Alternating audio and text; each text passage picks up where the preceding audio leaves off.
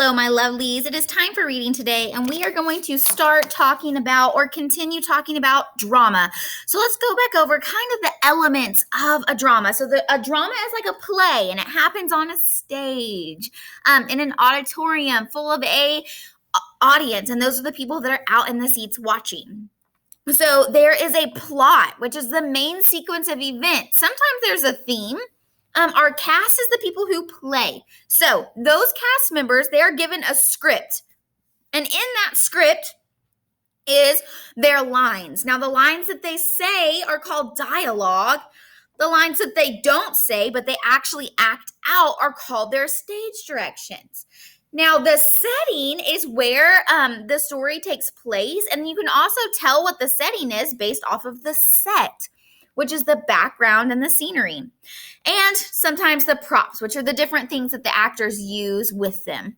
So then the script that they're given is broken up into acts and scenes. So acts is like the chapter in a book, and scenes are like the small little tiny chunks within the chapter. Okay, so now that we've kind of reviewed drama, let's go over plot. Okay, so plot is the basic sequence of events in a story. So we start off with the exposition. That's typically where we get our characters introduced, and it gives us details about the setting and the characters. And in a drama, a lot of the times that can happen before we even read the script. And I'm going to talk about that. So then we're going to go to our rising action, and those are the parts of the story that develop the problem.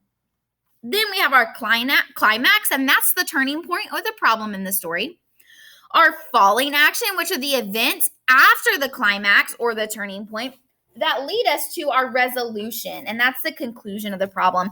And I like to think of this as a roller coaster of events. So right now I want everybody to get out a sheet of paper, and I want you to draw the plot chart with me. And the reason we're going to do it right now is I'm going to fill one out in the video, and I'm going to show you how to find all of these things.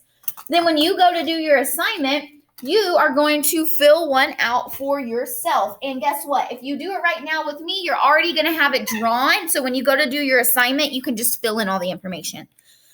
So draw a plot chart. Start kind of at the bottom and just draw yourself a small line. Then we're going to go up like a roller coaster. We're going to come down about halfway. Then you're just going to draw another line to the end.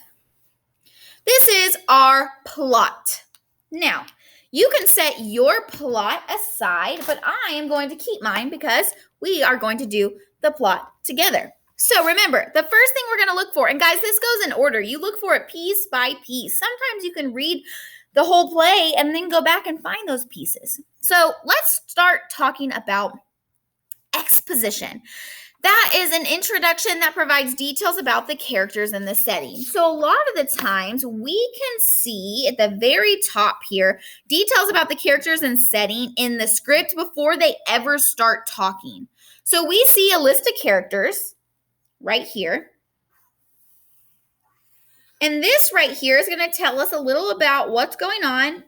It's also stage directions, but it's also going to tell us the setting. So I can find my exposition right there. So let's go ahead and read that and see if we can find it. Okay, so Brittany is a girl determined to run a marathon. Laura is Brittany's friend. Marcia is Brittany's sister, and Dusty is Marcia's husband. So we're going to go ahead and on our exposition, which is this first little line, we're just going to list out those characters. So we've got Brittany, Laura, Marcia. Ooh, I'm about to sneeze. Excuse me. And Dusty. Okay, so now we have our characters. We've just got to figure out the setting. So let's take a look at this very beginning. Brittany and Laura have just completed a 4-mile run, and we're discussing wanting to join the fall marathon. Brittany is all in, but Laura isn't sure. Both of the girls are on track team at their high school. As they round the corner, Marcia and Dusty are stepping out of the car where everyone will have dinner at Brittany and Marcia's parents' house. So I'm thinking, it says that the girls are on the track team, and as they round the corner, so it sounds like they're outside somewhere. So I'm going to say setting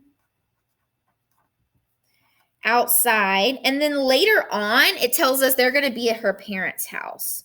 So I'm going to put slash. And remember, you're not writing this. You only drew your plot chart to fill out later. So let's put Marcia's parents' house. Okay, so exposition, easy part, it is the characters in the setting. So this is going to be our rising action. This is what leads us to that problem. So I'm going to read the whole entire play. And as I read, I want you to try to figure out what's the biggest problem. That's the easiest thing to do, is to find your exposition, find the biggest problems, and then fill in the blanks. So let's read the whole thing and see if we can figure it out. So, Marcia, hey, Brittany and Laura. Hi, Britt and Laura, giving the girls a high five. Hi, the girls say simultaneously while trying to catch their breath. I'm starving. I hope that Mom has dinner made. Me too. What's new with you guys? Well, Laura and I were just discussing joining the marathon. It's a 26-mile run, and I've always wanted to do it. Me too, sounding reluctant. No way. I was just telling Marcia that I wanted to get back into shape. That would be the perfect way. Let's sign up. Well, if he runs with you, Brittany, I may just stand on the sideline and cheer you on. I'll make you the biggest poster. That sounds like a plan, Laura. I will be your partner in that one. Okay, I'm in, Brittany. I will sign up when we get home from dinner tonight. Perfect. Me too. Everyone walks inside to go to dinner. Dusty and Brittany have been meeting 3 times a week in the evenings to train for a marathon. Brittany is wearing a knee brace. Dusty is doing a runner stretch when Brittany meets him. Hi, Britt. How's the knee? Hi, Dusty. It's feeling better. I think I need to run at a slower pace today. I am still ready to complete our 13 miles, though. I can't believe that the race is only 4 weeks away. I know. It's been hard work, but at least I have shed some pounds, patting his stomach. I'll follow at whatever pace you need. Thanks, Dusty. All right, let's do it. Dusty and Brittany run for the next hour and are chatting the whole time. They're not paying attention to the huge pothole in the road, and Brittany falls. She lands on all floors in the middle of the street. Ooh, guys. I might see a problem. I might see our problem here. Remember, you're supposed to fill out your exposition, read the whole play, and find your problem. So let's keep going and see. Brittany, are you okay? I think so. Oh, that really hurt my knee. There's blood dripping from your leg. You wait here. I'll go get the car. Yes, I don't think I can run the rest of the way. I will wait on the park bench for you. She waits for the next 20 minutes until Dusty arrives with the car. How does your leg feel? It's pretty sore. I'm going to call the doctor when I get home. Well, let me know what he says. Talk about bad timing. No kidding. Brittany's doctor advises that she not train for the next 3 weeks. Nothing is broken, but her muscle has a small tear. Brittany tells Dusty to continue training, and she will join him again when she can. After 2 weeks, her knee is feeling better. Despite doctor's orders, Brittany and Dusty continue to train up until race day. Marcia and Laura are driving to the 14-mile marker to wait for Dusty and Brittany to pass. Both of the girls have huge signs for motivation. I see them. Go, Brittany, go. Go, Dusty. You can do it. Brittany and Dusty smile and wave as they pass by. Both are running side by side. Wow. I can't believe that Brittany is running in this thing. Dusty told me that she kept up with him every time they trained together. That doesn't surprise me at all. She never rests in track, even if coach tells her that she should. That's incredible. Come on, let's go drive to the finish line and meet them. Let's go. The girls wait at the finish line for Dusty and Brittany to receive their medals. Congrats, you guys. The work paid off. You both did great. Thanks. They're both trying to catch their breath. They lean over and grab their knees. How's your knee, Brittany? Well, I'll tell you this much. I'm so glad that I finished, but I'm definitely going home to rest. No running for me for a while. I'll believe that one when I see it. Everyone laughs. Come, you guys. Let's go grab lunch. I'll drive. That sounds great. I call shotgun. Okay, I'm thinking I was right. I think our climax or our problem, the peak of our story, was when Brittany fell into a pothole.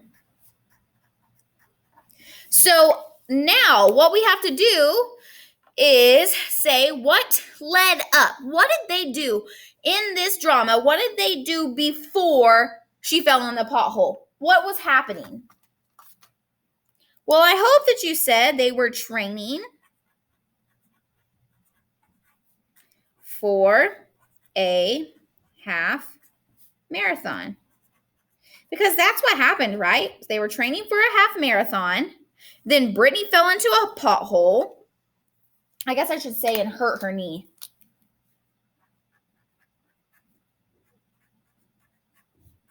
Brittany fell into a pothole, hurt her knee, right?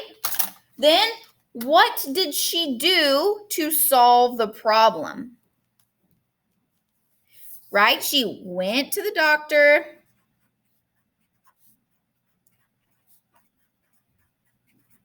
and rested for 2 weeks. Oh, it was 3 weeks. She went to the doctor and rested for 3 weeks. That would be what led to my solution or my conclusion of the story. And at the very end, what did they get to do? They ran and finished the half marathon. And I'm going to change this right here. I'm going to say they both, because Brittany is the one we're kind of focusing on here. Okay, so remember, you start off by telling me your characters and setting.